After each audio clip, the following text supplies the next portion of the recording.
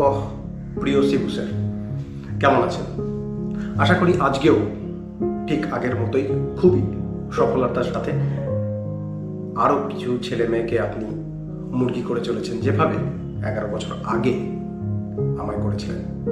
আপনি জেনে হয়তো খুবই মন থেকে কষ্ট পাবেন যে 11 বছর আগে যে আমিকে মানুষ থেকে মুরগি করেছিলেন, সে নিজের চেষ্টায় আবার মুরগি থেকে মানুষ হয়ে গেছে। এবং এইবার এই যে পরিবর্তনটা ঘটেছে, এটাকে রাসায়নিক পরিবর্তন বলা চলে, একদম পার্মানেন্ট ট্রান্সফরমেশন।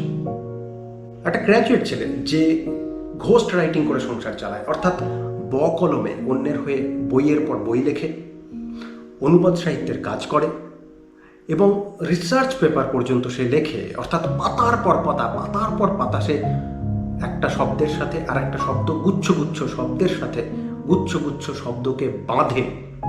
তাকে আপনি কোথায় পাঠালেন চাকরি করতে? না, একটা প্যাকেজিং কোম্পানিতে কিছু মালপত্রর পেটি বাঁধার কাজ করতে। আমার আজকে মনে হয় যে আপনার কাছে আপনার স্ত্রীর মাথার চুলের খোঁপা বাঁধা আর বাজারের বাঁধাকপি একই জিনিস। আমি জানি যে এই চিঠি পেয়ে আপনি একদম লাফিয়ে উঠবেন প্রচণ্ড দুঃখে, কারণ আপনি ভেবেছিলেন যে এতদিনে হয়তো আমি মায়ের ভোগে চলে যাব। এবং খুবই দুঃখের সাথে জানাচ্ছি যে না, আপনার প্রত্যাশা মতো বিষয়টা ঘটেনি। আমি আমার মায়ের সাথে আছি, বিন্দাস আছি।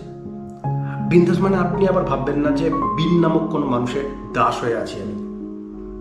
বিন্দাস মানে আপনি যেটা প্রত্যাশা করেছিলেন বা যেমন ভেবেছিলেন, ঠিক তার অপোজিট সিচুয়েশনে আছি। একবার ভেবেছিলাম যে এসব বলে আপনাকে কষ্ট দেবো না, তারপরে ভাবলাম যে বিষয়গুলো আপনি বা আপনার মতো মানুষরা আমাকে জীবনে দিয়েছে, আমারও তো একটা দায়িত্ব আছে যে কিছু শতাংশ অন্তত আপনাদেরও তা ফিরিয়ে দিই। তাই দুঃখের এই 5-10% ফিরিয়ে দিচ্ছি। এখানেই আজকের এই চিঠি শেষ করলাম। ভালো থাকবেন কি না থাকবেন সেটা আপনার একান্ত ব্যক্তিগত বিষয়। ইতি বিষাক্ত নীল। যাই হোক, পুনশ্চ বিষাক্ত মানে বিশেষভাবে বিরক্ত। যারা এখনো ভিডিওর এই পর্যায় পর্যন্ত আছেন তাদের জন্য বলি যে আপনাদের হয়তো মনে হচ্ছে যে এ আবার কি হলো, এটা কেমন ভিডিও হলো আজকে।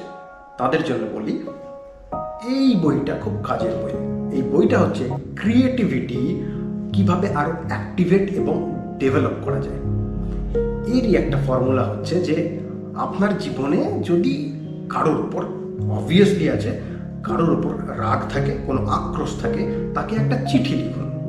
কিন্তু শর্ত হচ্ছে চিঠিটা হতে হবে সার্কাস্টিকভাবে লেখা। তাই আমার আজকের এই ভিডিও। জীবনে এমন বেশ কিছু মানুষ আছেন যাদের বিরুদ্ধে এমন আরো সার্কাস্টিক চিঠি লেখার খুব ইচ্ছে আছে। ভালো থাকবেন।